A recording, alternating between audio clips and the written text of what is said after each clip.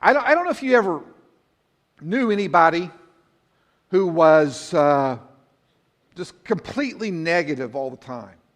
Anybody ever?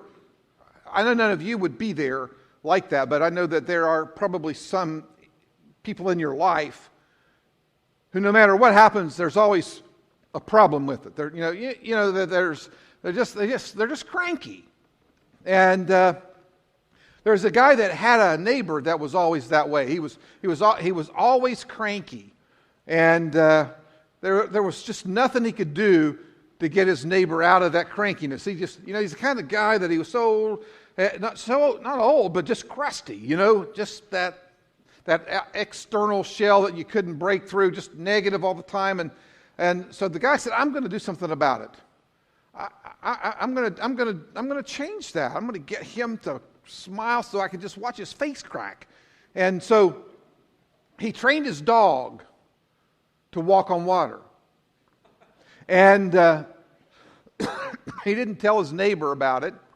And so after he got all the training done, he invited his cranky old negative neighbor to go duck hunting with him. And that morning they got up bright and early and got out into the where the lake was, and they hadn't been there very long at all until all of a sudden, this picture of these ducks flying across the lake, and they took their shots, and a couple of them fell into the water. And the guy who trained his dog sent his dog after the ducks, and that duck walked across the water without getting anything wet but his paws, got the ducks, came back, climbed back into the boat where they were, and the guy looked at that old crusty guy and said, "What do you think about that?" And he said, "Well, your dog can't swim, can he?" They're just some of those kinds of people, right? And I don't think God wants us to be that way. I think He wants us to be able to be people who discover the wonder of life that comes from knowing Him. Because one of the things that wonder does is it produces within us the capacity to experience joy.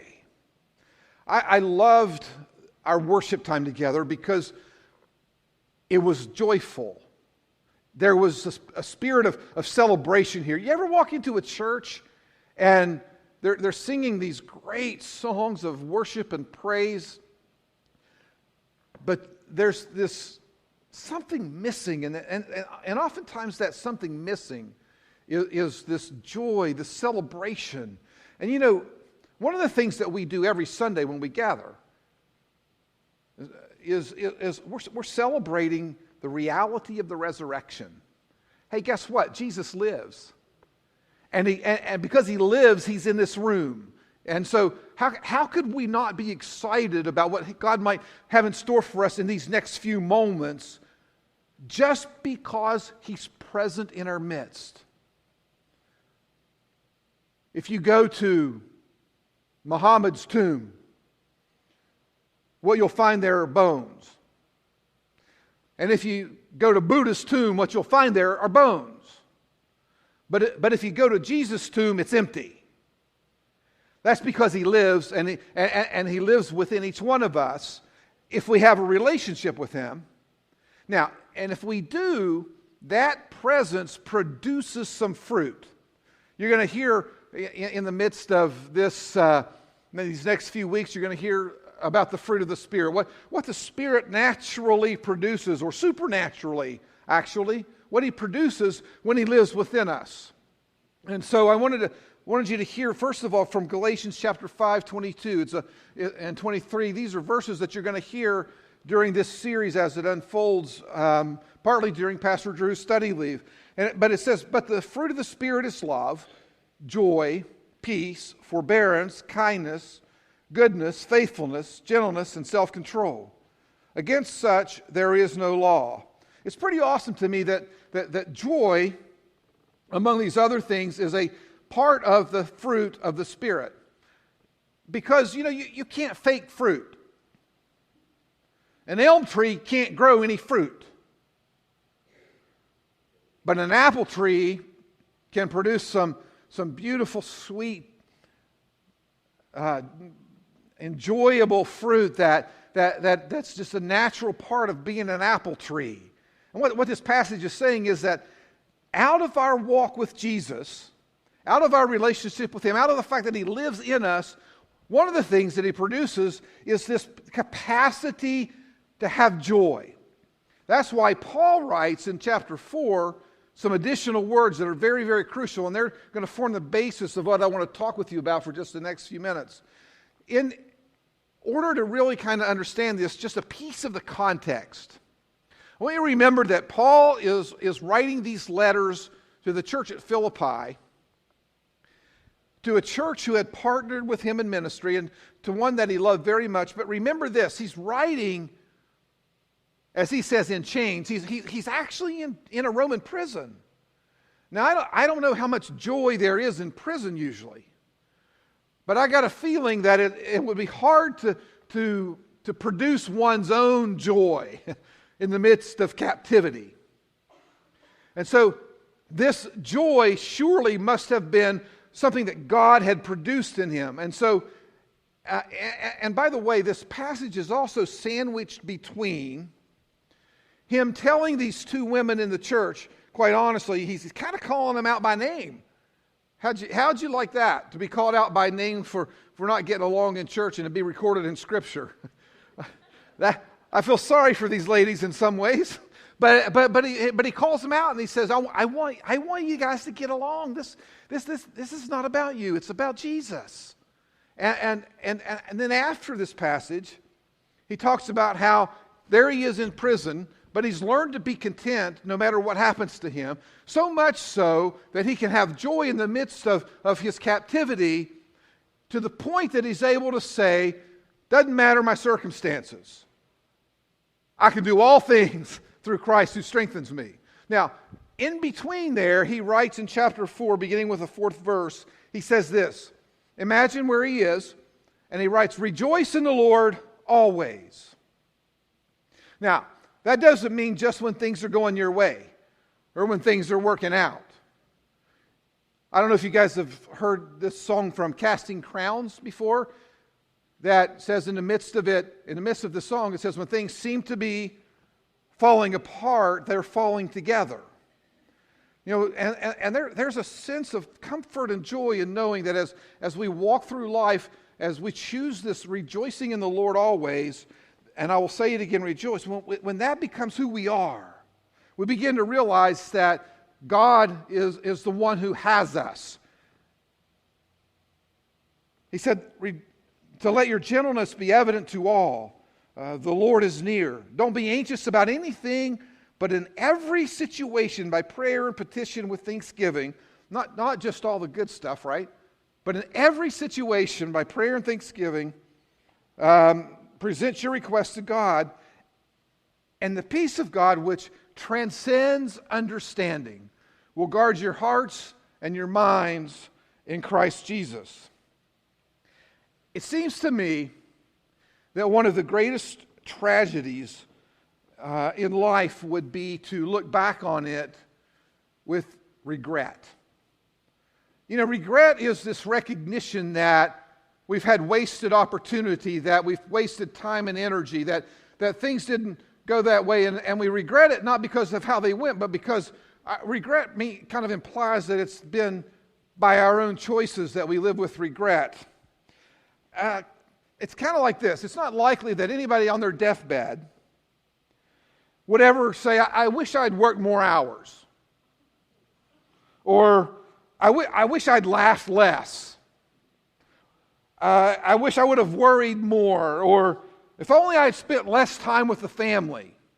You know, nobody's going to say that at the end of their life looking back. I wish I would have spent less time with God, or I wish I would have spent less time in His Word or in prayer or with His people. You know, that's not what we're going to do at the end of our lives. But some of us might look back and say just the opposite of those things based on some of the choices that we might make. The problem really is that we live in this world that creates an elusiveness to the experience of joy. Let me kind of explain a little bit about why I say that. How many of you feel like you have a lot of demands on your time? You know, anybody busy in here?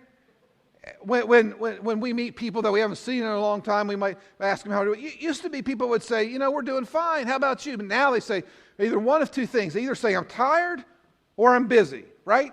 You get that response from people quite most of the time, really. You know, the time demands that are on us are very real, and they kind of suck the life right out of us sometimes. And family life seems harder than ever. You know, we're trying to find time to spend together, and it seems like the harder we try to find time to be with family, the less time we get. And by the way, doesn't it seem like there's a target on your back from the enemy when you try to enjoy being a family together and grow together as a family? I think he knows that if he could destroy our families, he can destroy us. Marriage, same way, it seems under attack, and people have economic worries that create anxieties about the future. And to top it off, it's an election year. Bet you hadn't heard that. And then, you know, for just a couple of minutes, very seriously, as we talk about joy, and then we think about the events of this past week across our country in Louisiana and Minnesota and Dallas, Texas. And we think about all of the pain and the heartache and the misunderstanding and the division and the issues that just seem to be so pervasive in our culture. And in the midst of all of that, Paul says, rejoice in the Lord always. And as if we didn't hear it the first time, he says, and again I say, rejoice. Let me hurry up and say this. Joy and happiness are not the same thing. Happiness comes from the same Latin word as circumstance comes from. Happiness, for me, might be when the Reds win, and I've been really unhappy this summer. But you know that's kind of a circumstantial thing. Joy is this deep, deep sense of wonder and awe that in the midst of where I am, God's got me in the palm of his hand, and that he stands behind me and beside me, and where I'm going, he's beckoning me toward him. And that in the midst of my trials, my struggles, my tribulation, your struggles, your trials, there is this one who is the King of Kings and the Lord of Lords who's got you covered. That's joy. That's the recognition that being a child of God doesn't separate us, or insulate us rather, from the problems and the trials and the tribulations of living this life. We're going to have a hard time sometimes. Life will not always work out just because you love Jesus. But because you do, you can say with Paul, I can do all things through Christ who strengthens me. And the reason is because we recognize he is the source of our life. One of the things that, as he talks in this text, that he says to us, as he says, rejoice in the Lord always. And again, I say rejoice. He says rejoice, but he doesn't stop at rejoice. He doesn't just say, I'd like for you to figure out how to be joyful in the midst of all the circumstances of your life. He says, rejoice in the Lord. And what that says to me is something that's very, very critical. One of the things that he's saying to us is he's encouraging us to pursue the source of joy. Okay? That's different than pursuing joy. We are so often people who kind of want to skip the one part and get to the end of the road really fast. And so what we want to do is, instead of finding the blesser, we want to go after the blessing. But in this case, he's saying rejoice in the Lord. So he's telling us to pursue the source of joy. Get to know Christ first. In order to have the kind of joy that will get us through life with that kind of passion and energy and love that we really want to discover the abundant life that Jesus came to give us, we have to first run after him and get to know him. Jeremiah tells us if we'll seek him with our whole heart, then we'll find him. And so that's what Paul's saying to us. He's saying to rejoice in the Lord. There was a church that was getting some new air conditioning installed, and the pastor was sitting with the contractor, and they were going through like the square footage of the building and everything, and the number of people that it seated, number of people that usually attended. And about halfway through the conversation, the contractor picked a piece of paper up that he was taking notes on, wadded it up, threw it in the trash, and the pastor said, "What's the matter?" He said, "Well, we got to start over." And the pastor was a little confused, and he asked him, "Well, why do we got to start over?" And he said, "Because I was figuring for a theater, not a church." And he said, in a theater, you have to realize that all the stuff that's going on the screen might be exciting, and people might get fired up and get energized by what's going on. And so a theater requires more air conditioning because of that, because of the body changes that go along with the excitement of what's going on the screen. He said, now in church, on the other hand, and then he stopped and realized what he was about to say. You know, when the family gathers, it ought to be the most joyful place on the planet. But so often it isn't, and it's because we've really not pursued that source of joy. You know, so many of us, and maybe this hits a little home for you, and maybe if it does, it's good for you. Instead of making you feel guilty, it might just kind of challenge you a little bit. But so many of us look for joy in all of the wrong places. A guy was excited about driving his wife to the hospital where they were going to have their very first baby. And as he whizzed past the admitting entrance on the road, his wife said, hey, honey, wait, we're supposed to turn in there. And he said, no, I saw the sign that said deliveries in the rear. You know, there are a lot of signs in our culture that send us to the wrong place. Things that promise us things much more than they can deliver. And, you know, we search for joy. We have this emptiness within us. And so we try to find it in money. Or we try to find it maybe in relationships that are harmful or sinful. We try to find it maybe in some substances that promise one thing and deliver another. Or we try to find it in work or hobbies or things that we can't afford, material things like bigger houses or nicer cars, or trying to fit in with a group of people that don't share the values that bring us closer to Jesus. And we look for happiness in all the wrong places. And Paul very clearly told us the source of joy, and it is in our walk with that one whose name is Jesus. Rejoice in the Lord. Can I tell you something? If we are searching for joy in the wrong places, in the best case, they leave us empty. And in the worst case, they leave us guilty. We won't find joy by looking for joy. We find joy by finding Christ and bowing our knees to Him in love and adoration and praise. So can I just tell you this? Be careful what you chase, because you just might catch it. I have a grandson who loves to play in water. Anything that has to do with water is good for him, but a water hose is especially great, right?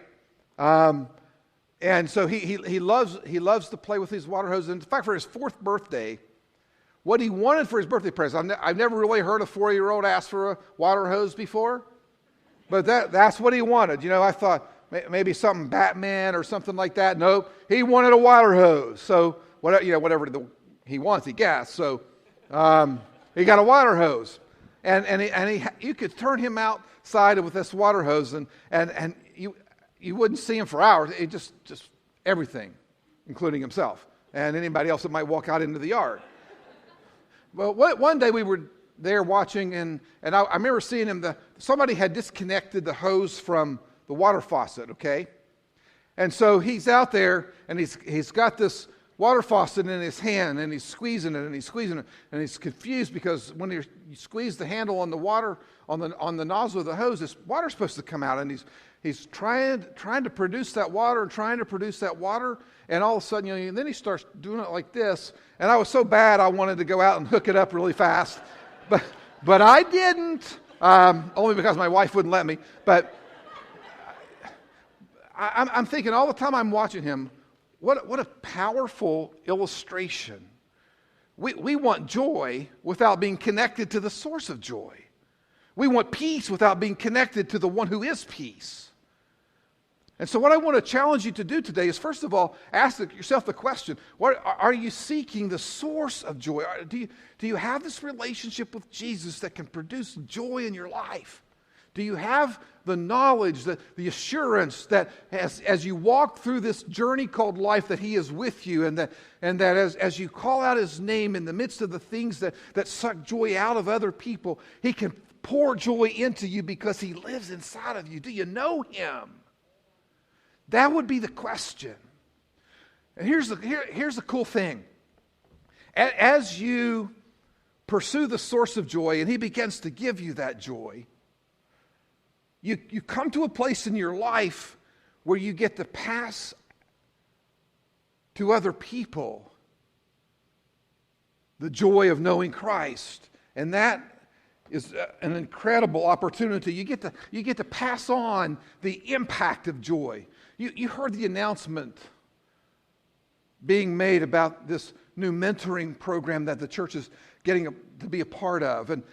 But what you heard behind that announcement wasn't about a program. You heard someone talking about something that had given great joy to people, because the impact that Christ makes on us, we get to make on other people. And that's an incredible, incredible journey. You know what's sad to me, though? I read a study not terribly long ago that said that 95% of the people who call themselves Christians have never had the opportunity to pray with someone to receive Jesus. Can I tell you, there's no greater joy than knowing that you impacted somebody else's life? There's a restaurant, little restaurant in London, and it's called George and the Dragon. Only in London would a restaurant be called that and people go, but that's what the name of it was.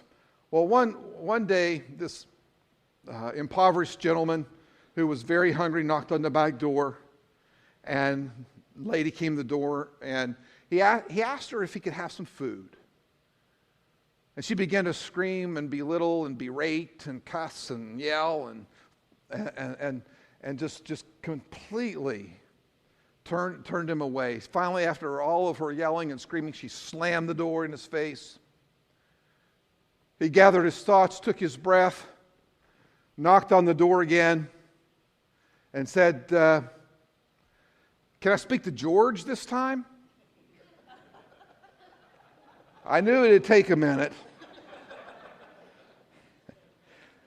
See, in the passage, right after he says, "Rejoice in the Lord always," he says to us, "Let your gentleness be evident to all." Now, that word he uses for gentleness is an awesome little piece in this text.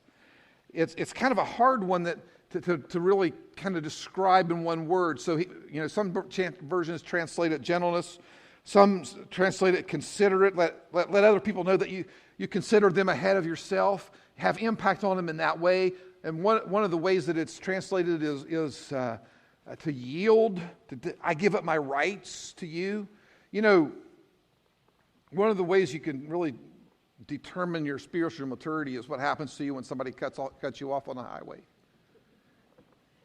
just making sure you keep your hands down. The Message says it like this. This is awesome. It says, celebrate God all day, every day. I mean, revel in Him. Make it as clear as you can to all you meet that you're on their side, working with them and not against them. Why is this a part of this text? It almost seems out of place, doesn't it? Rejoice in the Lord always. Let your gentleness be known to all. And then he goes back to your relationship with Jesus about praying about everything. At first it seems like it's out of place, like he just stuck it in there. But in reality, what he's really saying is that this way of impacting people is a way of living a life God can bless and use. And so as we pursue Him and He begins to make changes in our hearts and transform us, we begin to have the joy of knowing that we make a difference in other people's lives. I look back and I see the banner that has to do with the mission of your church, and it says to seek God, share the story, and serve the world. And that's really what these first two pieces of this text are about, seeking Him and impacting the world and making a difference. There was a woodpecker that tapped his beak against the stem of a tree just as lightning struck the tree and destroyed it. And as he flew away, he said, I didn't know there was so much power in my beak. Let me poke at that for just a minute. We're kind of sometimes like this woodpecker. We don't realize the impact that we can have on people's lives. As we begin to rejoice in the Lord, our joy can become contagious, and us little people that we think can't do much can make an incredible difference, even if it's in the life of only one person. You can either be the dragon or you can be the woodpecker. And I would challenge you to be the one who passes on the impact of joy. Now, in order to do that, you've got to practice the disciplines of joy, Paul says in this text. He says to us, after he said to let our gentleness be seen by all, he said, do not be anxious about anything, but in everything by prayer and petition with thanksgiving, present your requests to God. And what he's really saying to us is that as we begin to experience that fruit, that joy that He produces, not us, and as it becomes contagious in other people's lives, it will continue to bear fruit beyond our own lives as we stay close to Him, as we continue to walk with Him. Isn't it hard to keep our spiritual lives where it ought to be? I mean, let's just be honest for a minute. There are so many things that interfere with us being able to pray about everything and not to be anxious about anything. There are those time demands that we talked about. There are all these other things that we have to do, all these other obligations, and sometimes Jesus gets our leftovers.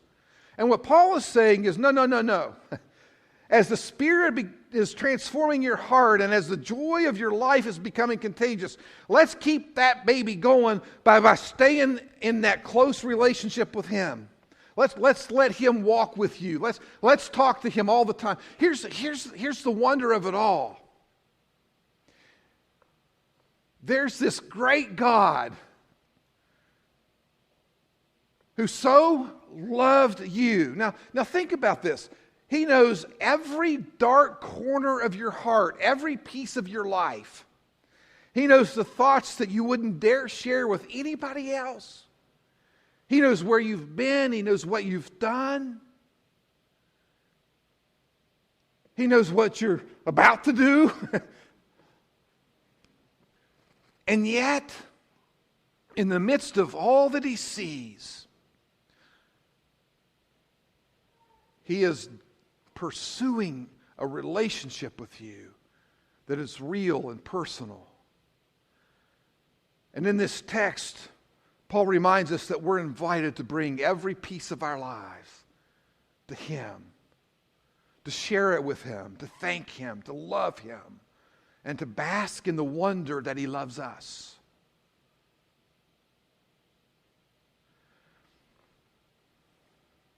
But if we don't practice those disciplines of prayer and being with God in His Word and worship and praise, if we don't put those things that produce that joy in our lives into our lives, what happens is that we begin to kind of drift. I mean, we don't just get up one morning and say, I don't want to have any more joy in the Lord. I don't want to have any more impact on other people. I don't want my life to count for anything. I don't want to be close to... We don't get up and just some morning say, I think I'm going to be a terrible Christian today. But instead, we make these tiny little incremental choices that lead us away from the joy of the Lord. And so what I want to challenge you to do today is to practice the disciplines that keep that joy going as you seek Him and as you impact others because He's impacted you.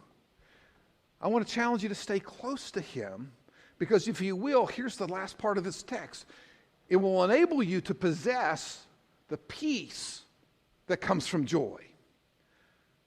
Now that's an amazing part of this passage. As he goes on, he says, and the peace of God, which transcends all understanding, will guard your hearts and your minds in Christ Jesus. And so what he's doing is he's reminding us that as we walk through this life, there is this one who walks with us in such a way that we could actually rejoice whatever happens to us. There was a tourist at the Grand Canyon that got a little closer to the edge than he needed to go. And he fell over, and as he's falling down into this big chasm of nothingness, he grabs hold of this bush with two hands, both his hands, and he's just hanging there, and he cries out. He said, is there anybody up there? And he hears this voice that comes back and says, yes, I'm here. He says, can you help me? And the voice says, yes, I can help you. And they said, well, would you please help me? And the voice said, do you believe? And he says, I have faith. I have a strong faith. Yes, I believe. And the voice then says, okay, then let go of the bush. And so in a moment of quietness, all of a sudden the tourist who had fallen cries back out, is there anybody else up there? Well, it's hard to let go of life as we plot it out. Because what happens to us in the life that we live is that as we go through it and we get into these places that kind of suck the joy out of us, we kind of put a hold on our walk with Jesus and we try to fix our life, right? I mean, that's kind of the human nature thing to do. When we get in a bind, we try to fix it, and then we go back to loving Him and serving Him. And what this is saying is, no, let go of it. Because by letting go of it, what you're really doing is you're giving it to Him. And that's why we can have a peace that passes understanding. When we're hanging by a thread and we let go and we let God have the situation, it doesn't make sense to the world, right? That's why they say the peace passes understanding. But here we have this awareness that in the midst of our lives, we have this incredible peace, a peace that is so fundamental to our Christian experience that we know that no matter where we are, what we're going through, the very same God who spoke and the universe came into existence, the very same God who created you and created me, the very same God who sent His only Son so that we might have life, the very same God whose Son walked on this planet just like us, but who could calm the wind and the waves, that one, He's got us. And there we are in the palm of His hands. And in the midst of life, He loves us. If we won't let go, we miss the peace. Ernest Hemingway wrote a story about a father and his teenage son. Their relationship had become very strained, and finally the son ran away from home. So the father went on this never-ending, it seemed like to him, this never-ending search to find his son and bring him home. Finally, in desperation, he walked into the newspaper office in Madrid, Spain, and put an ad in the paper looking for his son. And the ad very simply said this. It said, "Dear Paco, meet me in front of the newspaper office at noon. All is forgiven. I love you, your father." The next day, in front of the newspaper office at noon, there were 800 young men named Paco who showed up. They were all seeking forgiveness. They were all seeking the love of their father. And really, that's what we're looking for. We're looking for that peace that comes from knowing that our Father loves us. Wow, what joy there must have been in those reconciliations taking place that day in Madrid. I think there are lots of Pacos in this world. People needing joy and peace. But in the midst of that, what I really want to say is that it isn't joy and peace they need. It's Jesus Christ. And there might even be some Pacos here today. Some people who are finding joy elusive. Maybe some who've never had a relationship with Jesus at all. There might be somebody here today who has kind of allowed their joy to fade to the point that now you don't know where to turn to find it back again. Can I just invite you to go back to that very first piece of the text and to run to the source of joy? His name is Jesus Christ. If you don't know him today, if you'll ask him, he will forgive everything that's ever separated you from God. And you can have this relationship with him where one of the fruits of that relationship is that joy that can be in your life that you're searching for. Maybe you've known him for a long time, but quite honestly, deep down you identified too much with that cranky old neighbor who didn't like the fact that the dog couldn't swim. Maybe you'd rather be the woodpecker than the dragon, where you impact people in a way that brings joy to both of you. I don't know where any of this strikes where you are, because we're all different. But I think there are some of us in the room today who are hungering for more than we have right now. And this fruit will satisfy your hunger. And so in just a few minutes, we're going to be singing and worshiping together. And these places of prayer on either side of the sanctuary are great places to run to the source of joy. Can I tell you something? There's not one thing wrong, no matter if you're here for the very first time or you've been a part of this church since it was back on Pleasant Avenue. There isn't one thing wrong with coming and kneeling at an altar and just saying, God, I need you today. I need to have a relationship with you, or I need to bring some things to you. I'm going through some hard times, and I really need that joy to kind of walk through it with me. And so instead of wondering if somebody might be thinking, well, I wonder what they did, why don't you come and just pour it all out here as you pursue the source of joy? this fruit, this fruit of the joy, it has a very, very sweet taste. And so, what I want to encourage you to do is to grab hold of it and let it fill your heart with what you need. Let it bless you so you can bless others. And the joy of Jesus can be contagious as we go from this place.